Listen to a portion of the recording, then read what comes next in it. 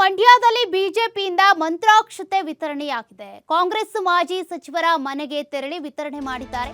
ಮಂತ್ರಾಕ್ಷತೆ ವಿತರಿಸಿದ ಕೇಂದ್ರ ಸಚಿವ ಕೃಷನ್ ಪಾಲ್ ಗುರ್ಜರ್.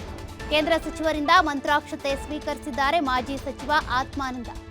ಕಾಂಗ್ರೆಸ್ ಮಾಜಿ ಸಚಿವರ ಮನೆಗೆ ತೆರಳಿ ಮಂತ್ರಾಕ್ಷತೆಯನ್ನ ವಿತರಣೆ ಮಾಡಿದ್ದಾರೆ. ಮಂತ್ರಾಕ್ಷತೆ ವಿತರಿಸಿದ ಕೇಂದ್ರ ಸಚಿವ ಕೃಷನ್ ಪಾಲ್ ಗುರ್ಜರ್ ಕೇಂದ್ರ ಸಚಿವರಿಂದ ಮಂತ್ರಾಕ್ಷತೆಯನ್ನ ಮಾಜಿ ಸಚಿವ ಆತ್ಮಾನಂದ ಅವರು ಸ್ವೀಕರಿಸಿದ್ದಾರೆ. ಈಗಾಗಲೇ ರಾಮ ಮಂದಿರ ಉದ್ಘಾಟನೆಗೆ ಸಂಬಂಧಪಟ್ಟಂತೆ ಎಲ್ಲ ತಯಾರಿಗಳು ಕೂಡ ನಡೀತಾ ಇದ್ದಾವೆ. ಜನವರಿ 22ರಂದು ರಾಮ ಮಂದಿರ ಉದ್ಘಾಟನೆಗಾಗಿ ಬಿಜೆಪಿ ಭರ್ಜರಿ ತಯಾರಿಯನ್ನ ನಡೆಸ್ತಾ ಇದೆ. ಕೆಲವರಿಗೆ ಇನ್ವಿಟೇಷನ್ ಕೊಡ್ತಾ ಇದ್ರೆ ಇನ್ನು ಕೆಲವರಿಗೆ ಕೊಡ್ತಾ ಇಲ್ಲ, ಕೆಲವ್ರನ್ನ ಕಡೆಗಣಿಸ್ತಿದ್ದಾರೆ ಅನ್ನುವಂಥ ಆರೋಪ ಕೂಡ ಕೇಳಿ ಬರ್ತಾ ಇದೆ. ಅದರಲ್ಲೂ ಕೂಡ ಕಾಂಗ್ರೆಸ್ನ ಅನೇಕ ನಾಯಕರು ಸಿಎಂ ಸಿದ್ದರಾಮಯ್ಯ ಸೇರಿದಂತೆ ಈ ಒಂದು ರಾಮ ಮಂದಿರ ಉದ್ಘಾಟನೆಯಿಂದ ದೂರ ಉಳಿತಾ ಇದ್ದಾರೆ. ಅದರ ಮಧ್ಯೆನೇ ಈಗ ಕಾಂಗ್ರೆಸ್ ಮಾಜಿ ಸಚಿವರ ಮನೆಗೆ ತೆರಳಿ ಮಂತ್ರಾಕ್ಷತೆಯನ್ನ ವಿತರಣೆ ಮಾಡಿದ್ದಾರೆ.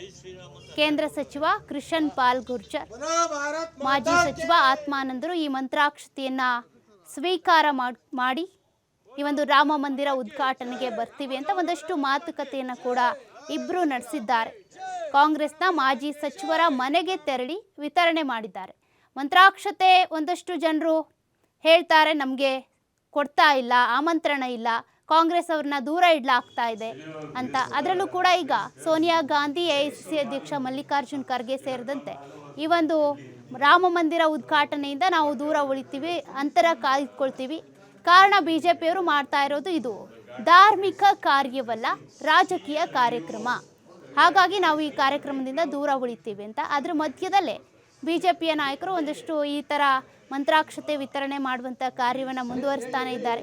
ಯಾರ್ಯಾರ ಮನೆಗೆ ಹೋಗಿ ಮಂತ್ರಾಕ್ಷತೆಯನ್ನು ಕೊಡಬೇಕು, ಮತ್ತು ಈ ಒಂದು ಆಮಂತ್ರಣ ಪತ್ರಿಕೆ ಇದೆಯಲ್ಲ, ಆಹ್ವಾನ ಪತ್ರಿಕೆ, ಅದನ್ನು ಕೂಡ ಯಾರ್ಯಾರಿಗೆ ಕೊಡಬೇಕು ಅಂತ ಒಂದಷ್ಟು ಪಟ್ಟಿಯನ್ನು ಮಾಡ್ಕೊಂಡಿದ್ದಾರೆ. ಹಾಗಾಗಿ ಪ್ರತಿದಿನಾನು ಕೂಡ ಕೆಲವ್ರ ಮನೆಗೆ ಹೋಗಿ ಮಂತ್ರಾಕ್ಷತೆ ವಿತರಣೆ ಮಾಡೋದಿರ್ಬೋದು, ಹಾಗೆ ಈ ಒಂದು ಆಹ್ವಾನ ಪತ್ರಿಕೆಯನ್ನು ಕೊಡೋದ್ರ ಮೂಲಕ ಜನವರಿ 22ರಂದು ನಡೆಯುವಂತಹ ರಾಮಲಲ್ಲಾ ಪ್ರತಿಷ್ಠಾಪನೆಗೆ ಎಲ್ಲರೂ ಕೂಡ ಬನ್ನಿ.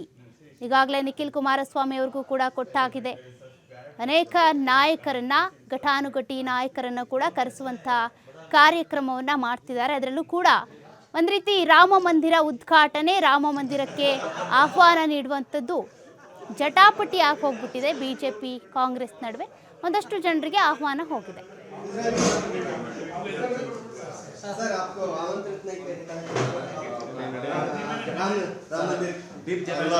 ಮಂತ್ರಾಕ್ಷತೆ ಕೊಟ್ಟಿದ್ರೆ ಆಮಂತ್ರಣ ಎಲ್ಲ ಇವರು ಕೊಟ್ಟಿದ್ರು.